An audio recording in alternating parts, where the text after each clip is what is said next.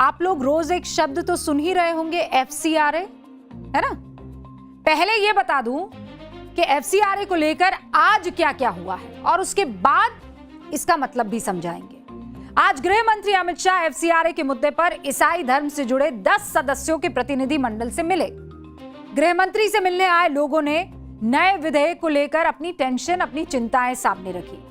और उससे पहले मिजोरम के सीएम ललदोहोमा, वो भी अमित शाह से मुलाकात करते हैं इसी मसले पर। क्यों?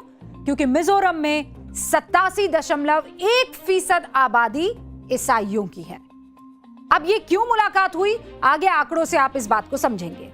लेकिन ये जो मीटिंग है वो ऐसे वक्त में हुई जब संसद में FCRA संशोधन विधेयक आने वाला है और अमेरिकी सांसद रायले मूर इस विधेयक को लेकर टेंशन में दिखाई दे रहे हैं। क्या कह रहे हैं? कह रहे हैं कि अगर भारत ने नए विधेयक को कानून बना दिया तो फिर बायलैटरल प्रॉब्लम हो जाएगी, यानी अमेरिका और भारत के रिश्तों में गड़बड़ी आ जाएगी। अब आपके मन में यह सवाल उठ सकता है कि आखिर ये गड़बड़ी क्यों आएगी? FCRA है क्या जिसकी वजह से इतना हंगामा हो रहा है? तो हुक्म, FCRA का फुल फॉर्म होता है फॉरेन कंट्रीब्यूशन रेगुलेशन एक्ट। क्या होता है? Foreign contribution regulation act.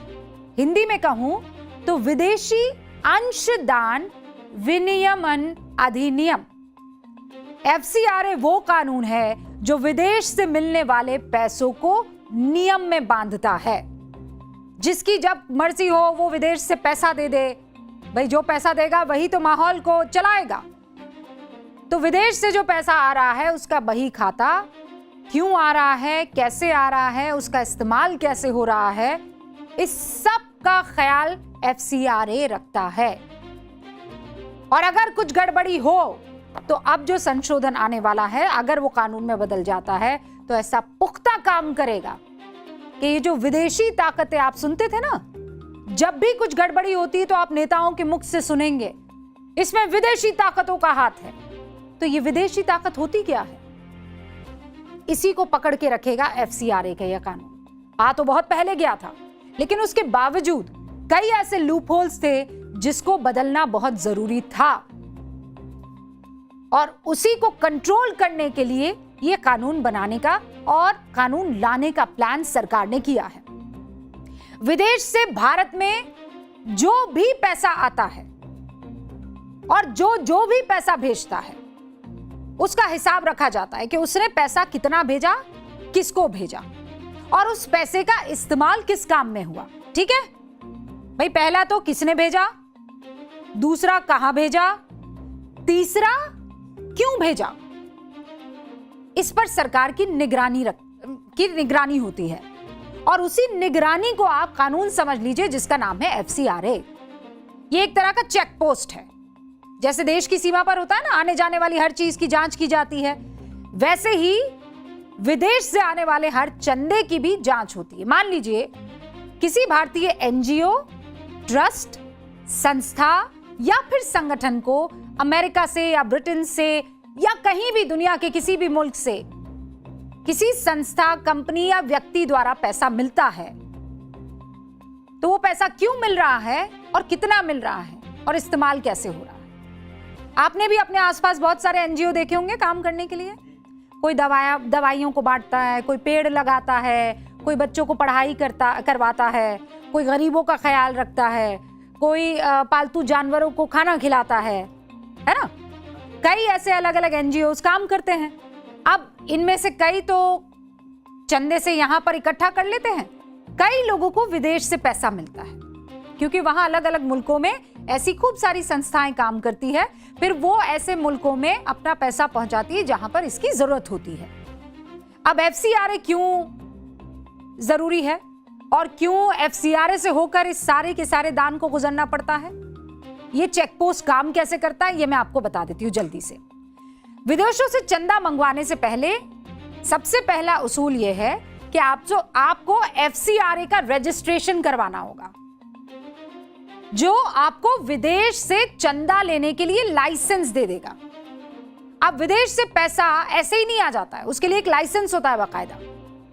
और सिर्फ आप एफसीआरए से जुड़े बैंक खाते में ही उस पैसे को ले सकते हैं। जिसका मन जब किया किसी भी खाते में डलवा दिया, ऐसा नहीं। एक बैंक है, उसी बैंक के उस एफसीआरए खाते में आपको पैसा आएगा और आपको ये पैसा कहां खर्च करना है फिर आपको बताना होगा। हर साल के अंत में सरकार को उस पैसे का पूरा हिसाब आपको देना होगा। अगर आपने हिसाब गलत दिया या पता लगा कि आपके हिसाब में कुछ गड़बड़ी है, भैया पेड़ लगाने के लिए पैसा दिया था लेकिन ये पैसा तो कहीं और चला गया, पोस्टर वोस्टर लगाने में चला गया या कुछ और काम में चला गया, तो फिर आपका एफसीआरए लाइसेंस हो जाएगा रद्द। एफसीआरए लाइसेंस रद्द हुआ मतलब ये कि पैसा बाहर से जो आपको आता था वो मिलना हो जाएगा बंद, यानी बैंक खाता वो एफसीआरए वाला वो हो जाएगा सील हो जाएगा और फिर कानूनी कार्रवाई भी हो सकती है। क्लियर? ये सब भारत सरकार के गृह मंत्रालय की देखरेख में होता है, जिसका एक ही मकसद है। क्या मकसद है गृह मंत्रालय का? देश की सिक्योरिटी, संप्रभुता, इसको पुख्ता रखे, बाहरी ताकतें पर न फैलाने लगे अपने पैसों के दम पर, बाहरी पैसों का उपयोग भारत की सुरक्षा या राष्ट्र हितों के खिलाफ न होने पाए। और एफसीआरए लाइसेंस एनजीओ यानी गैर सरकारी संस्था बनाकर ही लिया जा सकता है। कौन सी संस्था? एनजीओ, जिसके कामकाज पर सरकार का सीधा दखल नहीं होता है। क्यों? क्योंकि ये गैर सरकारी संगठन होते हैं। ये सब करने की वजह है कई ऐसी रिपोर्ट्स जिसमें यह दावा किया गया कि विदेशी चंदों का इस्तेमाल गैर कानूनी चीजों में, गलत चीजों में हो रहा है।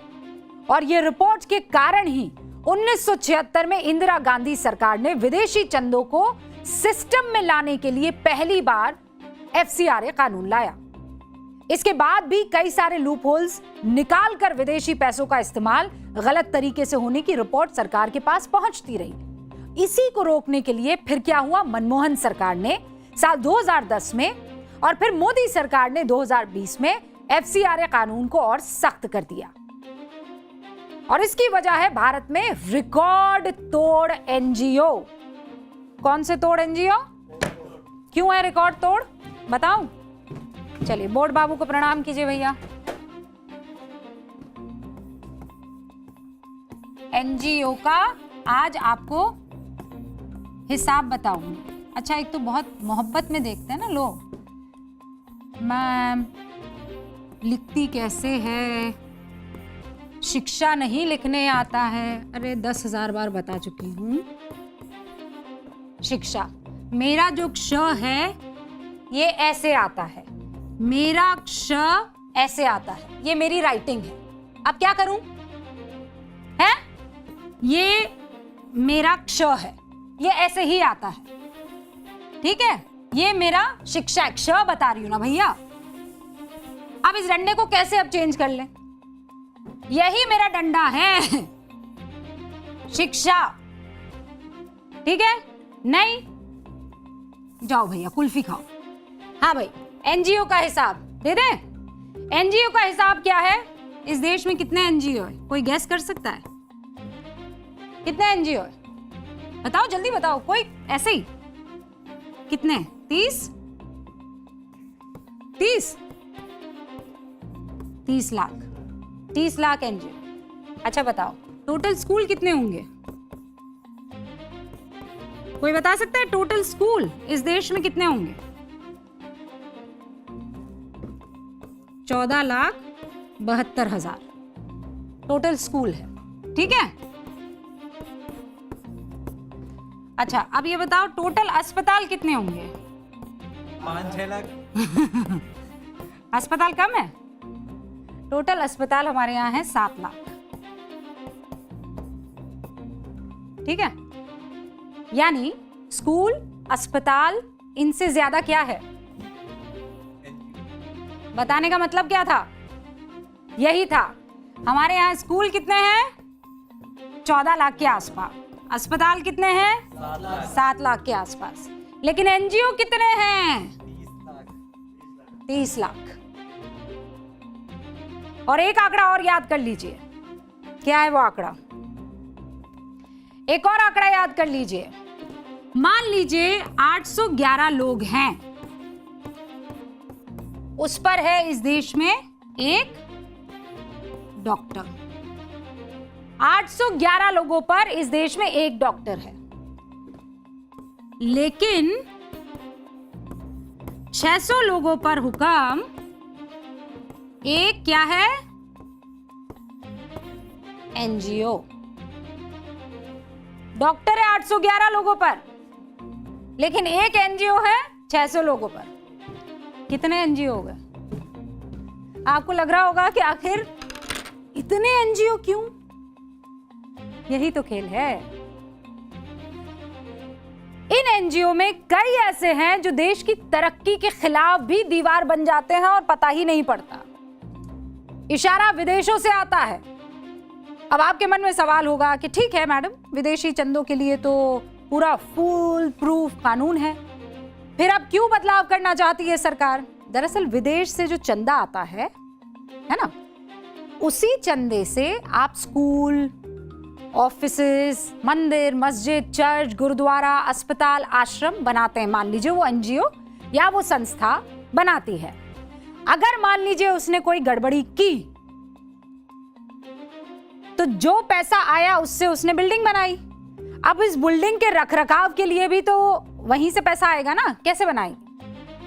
तो मान लीजिए गड़बड़ी की, तो उस बिल्डिंग को जो है कुछ टाइम के लिए सरकार लेगी। किसी एनजीओ ने अगर गड़बड़ी कर दी तो सरकार उस संस्था का रजिस्ट्रेशन रद्द कर देगी।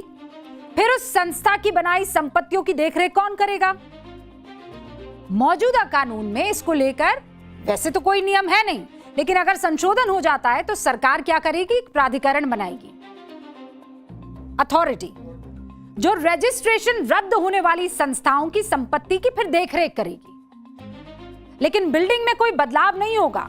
यानी मान लीजिए कोई चर्च है तो वो चर्च ही रहेगा, अस्पताल है तो अस्पताल ही रहेगा। इस प्रावधान को ऑफिशियल भाषा में कहते हैं डेजिग्नेटेड अथॉरिटी। एक और बदलाव होगा एफसीआरए कानून के उल्लंघन पर सजा के प्रावधान को कम करने का प्रस्ताव है। पहले यह सजा होती थी 5 साल, अब हो जाएगी 1 साल, कम कर दी गई है। अब ये सुनने में सब तो ठीक ही लग रहा है कि अच्छा ठीक है, फिर तो हंगामा क्यों हो रहा है? देश के गृह मंत्री आखिर ईसाई धर्म गुरुओं से क्यों मिल रहे हैं? यह भी सवाल मन में उठ ही रहा होगा। दरअसल भारत में ईसाई मिशनरी कितनी है जानते हैं आप? बहुत सारी है। स्कूल कितने चलाती है? 55,000। करीब 1,000 हेल्थ केयर संस्था और अस्पताल भी इनके पास है। 14,455 संस्थाओं के पास एफसीआरए लाइसेंस है। इन संस्थाओं को 1 साल में कितना रुपया मिलता है? रुक जाइए, अभी स्लाइड नहीं बढ़ाइएगा, आगे बढ़ा दी। ये जो संस्थाएं मैंने आपको बताई ना, इनको पैसा विदेशों से मिलता है 22,000 करोड़। मतलब समझते हैं आप? 22,000 करोड़। 5 राज्यों का सालाना बजट 22,000 करोड़ से कम है। एक स्कूल की बिल्डिंग या एक अस्पताल 50 करोड़ रुपए में बन जाता है, तो 22,000 करोड़ से क्या क्या हो सकता है आप समझ लीजिए। और बहुत काम किया जा रहा है मिशनरीज की तरफ से, बहुत बच्चों को पढ़ाया जा रहा है, बहुत सारी सेवाएं दी जा रही हैं। और इसीलिए इन सब मिशनरीज को इस बात की चिंता है कि मान लीजिए थोड़ा ऊपर नीचे हो गया तो सरकार तो हमारी संपत्ति ले लेगी। ये जो नए नियम आए, बदलाव अगर हो गए, विदेश से चंदा लेने वाले संस्थाओं को सबसे ज्यादा डर इसी चीज को लेकर सता रहा है। सरकार लाइसेंस रद्द करके उनकी संपत्तियों पर कब्जा कर लेगी। इसीलिए विदेशी फंडिंग से चलने वाली ईसाई मिशनरियां और संस्था इस बदलाव के सबसे ज्यादा विरोध में है। गृह मंत्रालय का एक डेटा बताता है कि 2014 से 2023 के बीच भारत सरकार ने 407 एनजीओ को धार्मिक कामकाज के लिए विदेशों से चंदा लेने का लाइसेंस दिया। उनमें से 194 यानी लगभग 48% विदेशी चंदा, उसका जो लाइसेंस है वो ईसाई धर्म से जुड़ी हुई संस्थाओं को मिला। इसीलिए एफसीआरए में बदलाव वाले विधेयक को लेकर सबसे ज्यादा नाराजगी ईसाई धर्म से जुड़ी संस्थाओं के अंदर है। इसकी एक झलक तब भी दिखाई दी जब मई 2026 में अमेरिकी विदेश मंत्री मार्को रूबियो ने भारत यात्रा की शुरुआत वॉशिंगटन से सीधे कोलकाता पहुंचकर की। रूबियो ने कोलकाता में मदर टेरेसा के मुख्यालय मदर हाउस का दौरा किया, जो मिशनरीज ऑफ चैरिटी का हेड ऑफिस है। भारत और अमेरिका के इतिहास में यह पहली बार था जब अमेरिका का कोई विदेश मंत्री मिशनरीज ऑफ चैरिटी गया हो। इस संस्था को जो है सिर्फ साल 2020 और 21 में ही, ये जहां पर गए थे रूबियो, इस संस्था को 2020-21 में केवल इसी साल में 75 करोड़ 19 लाख रुपए का विदेशी फंड मिला। अमेरिकी विदेशी मंत्री की यात्रा उस वक्त हो रही थी ये जब भारत में एफसीआरए कानून में बदलाव को लेकर चर्चा का बाजार बहुत गर्म था। और अब तो अमेरिकी सांसद खुलकर कह रहे हैं, हालांकि जो अमेरिका हमें यह कानून बनाने का अधिकार और इस पर नसीहत दे रहा है, उसी अमेरिका ने, आपको बता दूं, ऐसे ही विदेशी चंदों पर बहुत सख्त कानून बनाया हुआ है। यह हमको तो ज्ञान दे रहे हैं। अमेरिका में 1938 से फॉरेन एजेंट्स रजिस्ट्रेशन एक्ट है। कब से है? 1938 से, जिसे शॉर्ट में फारा कहते हैं। इसके मुताबिक अगर कोई नियमों का पालन नहीं करता तो उस पर भारी जुर्माना लग सकता है, जेल भी होगी।